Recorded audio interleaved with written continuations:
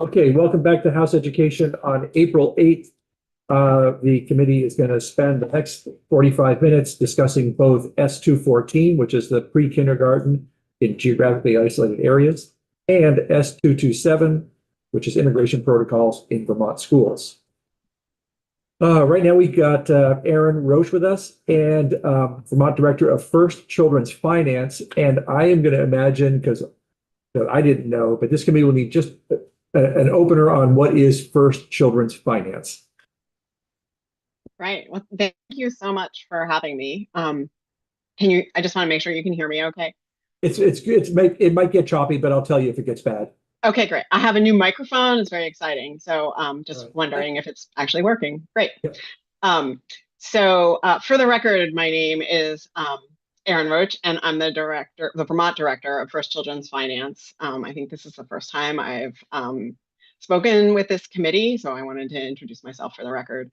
I don't have too much to say, but I really appreciate the opportunity and for having me here today.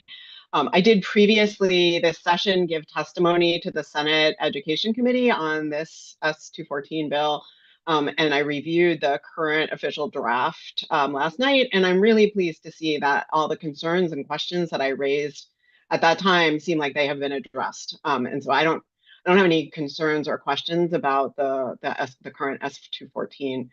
But I thought since you invited me, I thought I would take a moment and just kind of introduce myself and First Children's Finance so that you're aware of what we do, and in case there's ways we can be helpful in the future.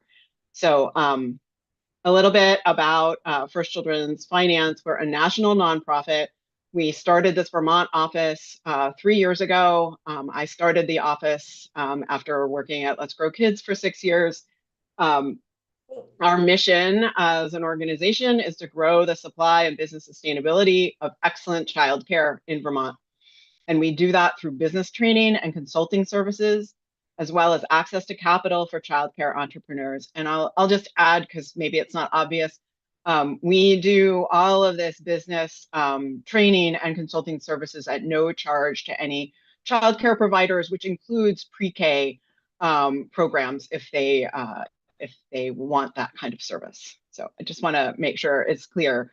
We have a contract with the Child Development Division, and so our services are offered at no charge to any of the childcare or preschool programs in the state. We can also provide some guidance and consulting to Vermont employers and communities that are interested in creating or investing in childcare for their community or for their employees. We conduct research and data analysis in service of our mission in Vermont, including the 2026 cost of childcare model that we did in partnership with the Child Development Division here in Vermont. Here I say it. We offer all of our services at no charge through a grant from the state of Vermont. We also administer an infant and toddler capacity building grant program on behalf of the state. And we're engaged in several philanthropically funded pilot projects that test innovative solutions to affordability and business sustainability of childcare in Vermont. So we do all kinds of things looking at the business of childcare, which, as you know, includes pre-K in a complicated relationship. But what I wanted to really draw your attention to today is that one of the pieces of research that we have undertaken this past year, building on the work of Let's Grow Kids in the past, is the 2026 childcare supply and demand gap analysis that looks at how many spaces there are for infants, toddlers, and preschoolers in our state. We look at it statewide, we look at it county by county, and we also looked at a few municipalities in the state for the first time. So we look at how many spaces there are, and we look at how many young children there are that are likely to need full-time childcare. And like I said, this is, I think, the 6th version of this report. We just took over doing it this past year. And so the link to that is in the written testimony that I provided, and I would invite you to look at that as it is helpful to you. But the other thing that might be more relevant is that this year we did some supplemental reports to that. And one of them is a report we called Characteristics of Preschool Capacity in Vermont. So thinking about this bill that is really looking to address a lack of capacity for pre-K in Essex County, and it just might be helpful for you to look at some of the tables and graphs to really understand what sort of the supply and demand for preschool is in Essex County as well as other counties. And let's see. And then the last thing to note, and I think what's really relevant to this bill, is that while we look at the supply and demand and cost of care on a statewide and or county level basis, that in Vermont, our small rural towns can be really few and far between. And if you live in even if you live in a county where there's plenty of childcare or plenty of pre-K, if it's not in your town or in a town near you, then it might as well not be anywhere, right? That supply is really local, and if there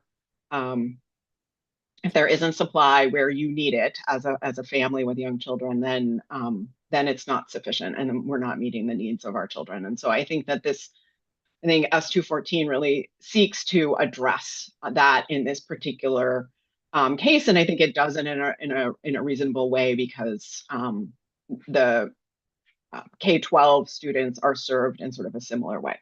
So that's really all I wanted to say. I just wanted to make sure you had data in case that's helpful, either in this or anything else that you're considering now or in the future. I wanted you to understand who we are and what we do, in case you need anything in the future. I'm happy to take any questions if you have any questions. Since you didn't really have any comments on the bill itself, you seem satisfied with it. I don't have any questions there, but the report you gave us the link to about characteristics of preschool capacity in Vermont. Yeah. I was just looking at the Essex County line and just need a little help reading it.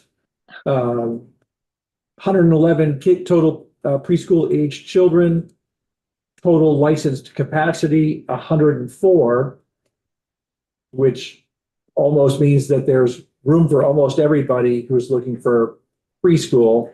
Yes. Then preschool capacity in full-time settings. Yes. Could So you yeah, that number? I'd be happy to talk about that. So Universal Pre-K provides 10 hours of pre-K 35 weeks a year, right? It follows the public school, the K-12 school calendar, and it's 10 hours a week for that period of time. But for some families that have all available parents working full-time, 10 hours a week might not be sufficient to have care for their children that enables them to participate in the workforce. And so this supply and demand report, and like I said, it's been done for a number of years, really looks at the supply of and demand for full-time care for preschool age children as well as younger children. This brief also talks about the number of universal pre-K licensed capacity by county. And so I guess I would draw your attention to that table, which is table 3, that shows in Essex County the total universal pre-K licensed capacity in full-time settings is 2. Yeah. Which is a little bit of a different picture, right? In this report, we did not look at part-time, like the amount of part-time care. There's a separate report that looks at part-time care versus full-time care. I'm happy to send that over if that's helpful. But I do think that this somewhat illustrates why this bill is important, right? It's important that that the money follow the children where there is capacity to serve them. The total, again, looking at Essex County in the table you just brought up. Yep. Total UPK licensed capacity, since there are no public schools there. Oh, although this is Essex County, not just the district we're talking about. Never mind. Yes. Yep. Thank you. All right. Any questions from the committee? Great.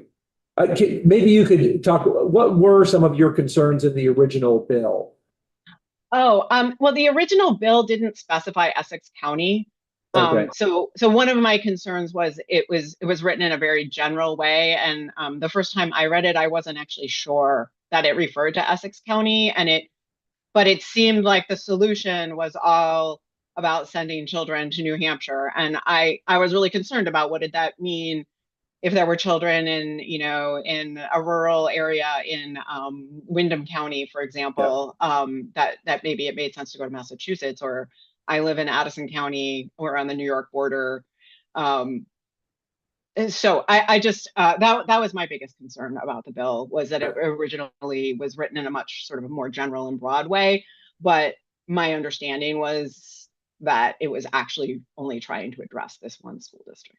Yeah, it definitely got much more specific then as it Yeah. went through. Yep. Great. Thank you very much for your time this morning. Appreciate it. Yeah, thank you all. It's really nice to meet you, and thank you for your service for our state. I appreciate it. All right, 11:30. We are now switching back to immigration protocols in Vermont schools. Jay, you can take the hot seat. Good morning, everybody. Morning. Josh was leaving. Well, that's why I was hoping. I'm stepping out. Ah, you're gonna hear all my testimony. All right. For the record, Jay Nichols, Senior Executive Director of Vermont Principals Association. My comments today are for S-227 as it passed the Senate. Our testimony on this issue is consistent with testimony that we've delivered in both Senate and House Judiciary Committees this session. We appreciate the General Assembly seeking to provide any legal protections possible to protect our students, as well as any school employees that may be vulnerable for their own immigration status or even perceived immigration status. At a time when we are dealing with increasing concerns around chronic absenteeism, any actions that make students fear attending school are bad for those students, other students, and society at large. We've advised our members, after consultation with education legal experts, that schools should only allow law enforcement and or ICE officials on campus if, one, they're invited by the school for a legitimate education reason or emergency, two, they present a judicial warrant, or three, they insist on entry despite objections, in which case staff should not physically intervene with a law enforcement official, whether they are federal or state. Before issuing any specific protocols or communications on these matters, we advise school leaders to consult with their district leadership and legal counsel to ensure consistency with applicable law and local policy. We, by we, I mean the VPA, believe that many of the concepts included in S-227, as it passed the Senate, are already implemented in Vermont schools protected by current law, both federal and state. The AOE has worked with us and other associations to try and clarify rules regarding immigration enforcement around schools, procedures around what is allowed and what is not by FERPA, and school districts have worked with legal counsel to safeguard student and family rights. This bill, as it passed the Senate, references the Attorney General's office working with superintendents. Typically, the interface between school system leaders and the state are conducted through the Vermont Agency of Education. Given the ongoing working relationship between superintendents and the AOE, this might be a change that the Health Education Committee may want to consider. That said, any support that the General Assembly can provide parents and students in our more vulnerable school populations would be greatly appreciated and would help demonstrate to these populations that we value them. The VPA encourages you to use any tools in your legislative toolkit to protect all Vermont children and their parents who may be the target of immigration enforcement around schools. Having a baseline policy across the state that is in effect in each school district in the state makes sense to us. Additionally, guidance for school districts in the way of a model template procedures that schools can use and adapt also makes sense. That's all I have for prepared remarks. Take any questions. Can you talk a little bit more about that part about the Attorney General's office? Well, just because we work closely with the Agency of Education and their general counsel on education issues, I think there's already a relationship there. The second, now I've been superintendent for 10 years, but the secretary regularly meets with superintendents, legal counsel from the general counsel. I mean, if I call her or text her, she has conversations with me. We know they work closely with the Attorney General's office. Also, one of the lawyers at the AOE is actually appointed to the Attorney General's office. I just think that that relationship's already there. That's why I would suggest that. And to be fair, I've not listened to any other testimony on this bill. We've been pretty busy with a lot of stuff going on. So if somebody has given a reason why that should stay with the Attorney General, that's fine. From my perspective, it makes more sense to have it go through the Agency of Education. It seems like the role of the Attorney General in this is in consultation with the AOE just to develop a resource guide.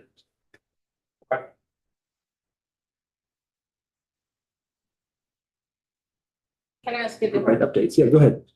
On number 3 of the reasons, that law enforcement or ICE should be allowed on campus, they insist on entry despite objections. Obviously, that would be a really scary and dramatic thing. Yep. Do you have, any next step recommendations for staff or students in the case that they have forced their way into the Well, school? if they force their way in, that's when our law enforcement would get involved, we would get involved, and we would seek judicial action in court. What I don't want is a teacher to be put in a position where she or he's physically or principal trying to stop somebody. Right, We've had that, we had it happen in Fairfax 9 or 10 years ago. It wasn't related to ICE, it was related to a state trooper. yeah. And we interceded on behalf of the Fairfax School District with our lawyers, and that was resolved. But I would not want the principal to be there Yeah, trying to physically stop an officer from coming into the building. understood. I think that the nature of my question was more like, would teachers at that point start to enact the parts of Alice training that they could, like go into lockdown You and? know, the school district could make the decision to go into lockdown, but they Yeah. would do that after they call their superintendent, and their superintendent calls Lynn and Blackman properly Yeah, and gets advice from that. Pietro and I have talked about this, and well, he's the chief lawyer for Lynn and Blackman. What we don't want to have happen is an educator to put themselves in absolutely. physical harm. That's what this is. Yeah. That doesn't occur. And we have a really good relationship with local police and with state police. And I shared this testimony and these words with House and Senate Judiciary Mhm. and the police officers from both those committees that were like, that does make sense. Yeah, You don't want no, members of right. I'm just wondering what we can do instead, not physical contact, but like, do you treat it as a gunman? You know, often we put our kids in, not that I've had a real gunman, but we've Yep. practiced, like, we put our kids into classrooms, it used to be get in a corner, now it's spread out. Right. But, right? And Alice training is good, and so is run, fun, fight, hide. yeah. Using one of those two trainings. Mhm. If you have a law enforcement person that's insisting on coming in the front door, Yeah. it's gonna be, I don't think we're gonna have that. But I do think we'd be better off trying to fight that in court after the fact. Yeah. And putting educators. Absolutely. One of the things this talks about is defining a non-public area, means an area of a school that normally requires authorization by the school to enter. That's probably something that is on like a school by school basis, and it is probably going to be a principal who is going to decide when somebody shows up that is or isn't a non-public area. I think it was left very intentionally vague in this because some places might have a gated parking lot, other places might not. And also the impact of the facility. So for example, you can make the argument that the cafeteria sometimes is a non-public spot. Other times it's a public spot. There's a community event going on there. Same thing if you have an auditorium, same thing with the gymnasium.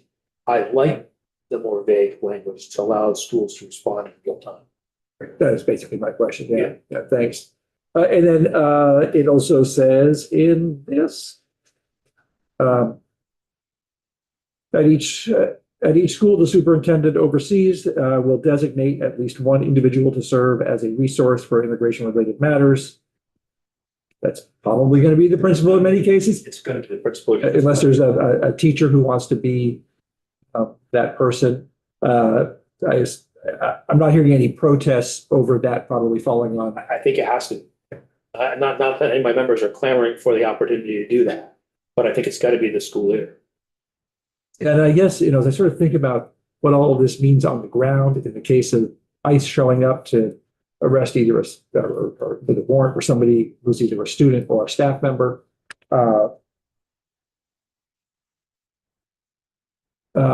just sort of, okay, what are the conflict points? And one is like, you can't go there because that's a non-public area. Or who's the one, like having to take on that role of saying you can't go there, it's a non-public area, which I assume will be the principal in most buildings, assuming they're there that day. Just thinking out loud, clearly did not have a question coming out of that. We would tell them the same thing that we're here. So if you have a judicial warrant, it's fairly easy. There's no judicial warrant, and I, as an ICE officer, insist on coming in anyway. We're gonna tell our principal, do not put yourself at harm's way. Call your superintendent, call the VPA, we'll get a lawyer involved, we'll do whatever we can, but it's probably gonna be after the fact.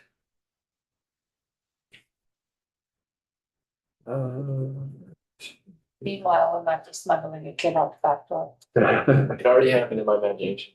There we go. Yeah, well, I was just wondering is, I mean, I'm assuming that that still stands true if they're actually going as far as to remove a kid from the building, that we are not to interfere with them removing one of our students. Right, what I'm gonna say now is, we've had conversations with some communities around our sports events, where we've talked to places that host our sports events and have asked them for a room that we could remove students to on a team if we deemed it necessary. That's a little different. That's me taking the risk as opposed to the school principal, but they can also say, you know, sorry, classrooms are off limits. You can't go to the classrooms. But again, if a armed ICE agent says, get out of the way, I'm going to the classroom, then we're in a situation where we're asking our members, do not engage. Pick up the phone and call. Yeah, with this one. We can't witness. I don't foresee that happening, but I realize that this is trying to give legs to stopping something from that happening. And I think, you know, in Senate Judiciary, one of the members there said to me, isn't some of this just feel good language? And I said, yeah, some of this is just feel good language. But if we make our citizens feel valued and feel like, you know, we're getting reports about kids. I was talking to a paraeducator the other day, paraeducator, she's not a teacher. She's got a walking bus in one of the communities where there's 7 or 8 kids that walk with her to school every day because the parents really trust her. And she's bringing those kids to school. She's not going to stop a law enforcement person or an ICE agent. But just the fact that she's walking the kids to and from school is giving those parents a sense of value, belonging, and feeling of safety. And those kids are now coming to school. For a while, they weren't. And a lot of what's in here is, you know, in practice anyway, but it's clarifying. A lot of it is. Yeah. The purpose stuff's all stuff that we already advise our principals to do, what information to share and not share. Case? So you had mentioned the sporting event and then having a designated safe place to move students. Mhm. Why would we need a designated safe place to move students so I'm just trying to understand what it is we're doing, right? So here we're saying, don't let them in without a warrant. Yep. Right. You're talking about a school now. We were talking about an event. Like Okay, we're at at the the school? Barry, no, like Okay. we're at the Barry Auditorium. There's thousands of people there and something happens, or we're using Understood. UVM. That's, Okay. that's what I was referring to. It's different. Here, yes, it's the school. There's areas where we can say that's a non-public place. Kids are in class. We do not allow people to come into students' classrooms. But again, if the ICE agent says, I'm coming in anyway, we're not going to try to stop that physically. Well, you're not advocating for the movement of students, No. staff as the result of No, we're not advocating. agents coming into an We're not EC. advocating for that. Okay. That doesn't mean it won't happen. We're not Right, because then VPA is not advocating. we're obstructing justice. That's the thing we would not want our Correct. That's people my trying to concern. do. Exactly. Yeah. Yeah, you bring up the point of a basketball tournament at the Barry Auditorium. Yeah. Who, you know, if something were to take place there, who is in control of designating a public area or not a public area? Because locker rooms, not a. Well, it's it'd be the locker rooms, and we would do it with Megan CCO, who was the tournament chair. So basically, her and I responded to a couple schools that requested it and said, we're gonna have a place that these kids can go to.